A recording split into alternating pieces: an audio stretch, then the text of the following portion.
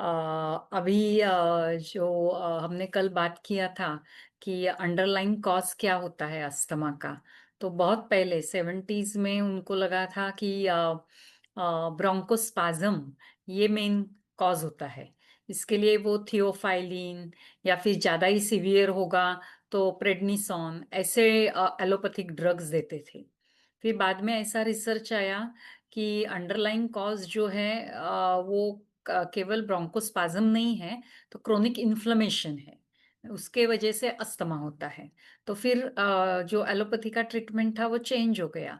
तो थियोफाइलिन से फोकस जाके एंटी इन्फ्लेमेटरी ड्रग्स और मेनली इनहेलर्स, हम जो पंप्स देखते हैं लोग लेते हैं, उसके ऊपर फोकस ज्यादा आ गया।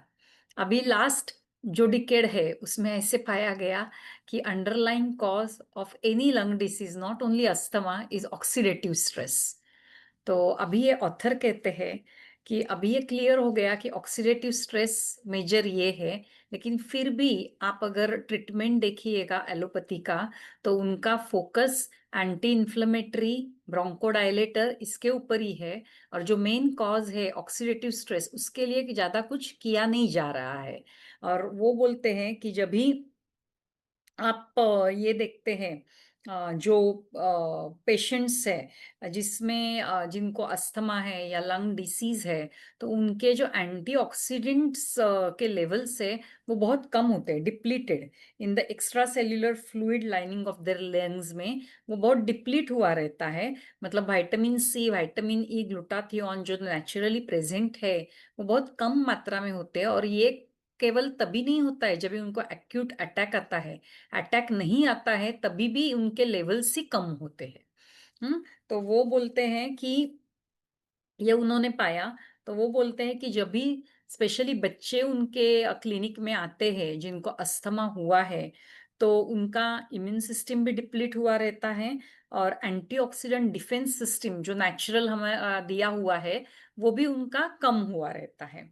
तो वो क्या करते हैं कि मतलब वो जो लाइन ऑफ ट्रीटमेंट है, तो वो एंटीऑक्सीडेंट्स पे ज्यादा फोकस देते हैं। और वो बोलते हैं कि ये जो बच्चे हैं जिनको अस्थमा है, एलर्जिक अस्थमा है, वो ऑलमोस्ट सभी चीजों को एलर्जिक होते हैं। मैं कुछ भी हो उनको उससे एलर्जी होती है। तो वो उनको एक तो बहुत powerful antioxidant and mineral supplement देते हैं। उसके साथ साथ वो आइदर कोल्ड फ्लैक्सीड ऑयल का सप्लीमेंट देते हैं या फिश ऑयल का सप्लीमेंट देते हैं। और उसके साथ साथ वो ग्रेपसीड एक्सट्रैक्ट का भी सप्लीमेंट देते हैं। ग्रेपसीड एक्सट्रैक्ट पोटेंट एंटीऑक्सीडेंट भी है, एंटी एलर्जिक भी है।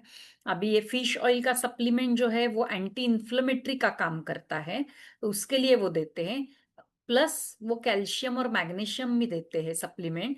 अभी वो मैग्नीशियम जो है उसका रिलैक्सिंग इफेक्ट है लंग्स मसल के ऊपर। रिलैक्सिंग इफेक्ट के वजह से ये जो कंस्ट्रिक्शन हो जाता है उसको ओपन करने के लिए, रिलैक्स करने के लिए मैग्नीशियम। तो ये उनका प्रोटोकॉल रहता है। और वो बोलते हैं जो भी उनका ट्रीटमेंट चालू है उसको मैं बंद नहीं करवाता। वो अलोंग विद द ट्रीटमेंट में ये देता हूँ सो दैट उनका इम्यूनिटी बढ़ जाए।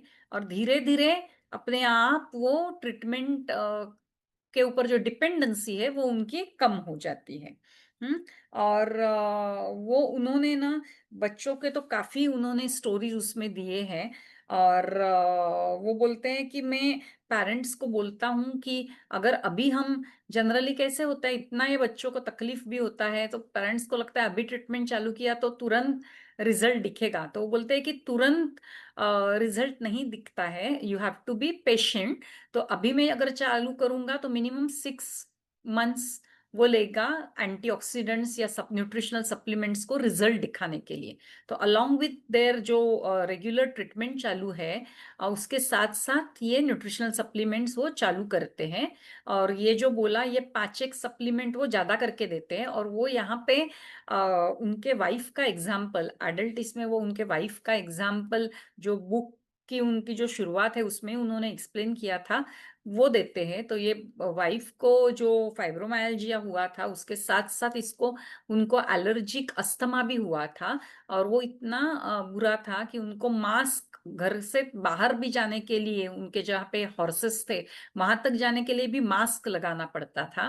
तो उन्होंने ये strong nutritional supplement programme wife के लिए जब भी चालू किया, तभी वाइफ 5 मेडिकेशन पे थी। और जब भी ये चालू किया तो इतना इम्प्रूवमेंट हो गया कि उनका ऑलमोस्ट मेडिकेशन ऑलमोस्ट बंद ही हो गया। मतलब उनको जो बार बार सब लेना पड़ता था, इनहेलर्स वगैरह, वो एकदम कम ही हो गए।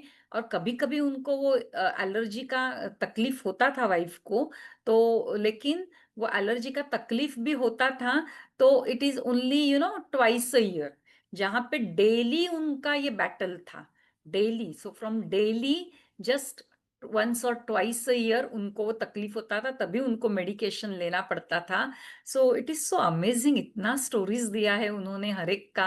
मतलब वो पढ़ के इतना अच्छा लगता है कि अलोंग विथ योर जो कंजर्वेटिव ट्रीटमेंट है, एलोपैथी है, या जो भी आप ट्रीटमेंट ले रहे हो, उसके साथ साथ जब ये न्यूट्रिशनल सप्लीमेंट्स उन्होंने रेकमेंड किया, तो रिजल्ट्स जो था, पेरेंट्स को जो खुशी मिली बच्चों को देखते हुए कि पहले इतना वो बच्चे कुछ कर नहीं पाते थे, बहुत रेस्ट्रिक्टेड लाइफ से लेके एकदम फुलफिलिंग लाइफ बच्चे जी रहे हैं, एडल्ट्स को भी फर्क पड़ रहा है। तो कितना सारा, क्या बोलते हैं, सुकून, it's more like a blessing, कि कितना इम्पैक्ट कितने लोगों को उन्होंने पॉजिटिवली किया, वो यहाँ पे बताते हैं। और अभी जो मैंने कल बात की थी सीओपीडी की, तो ये सीओपीडी के बारे में जो है वो हम कल बात करेंगे, वो देखेंगे कि वहाँ पे क्या होता है और क्या देख के उनको और ज्यादा रिलीफ मिल सकता है। हाँ, तो I really enjoy talking with you all today. Thank you.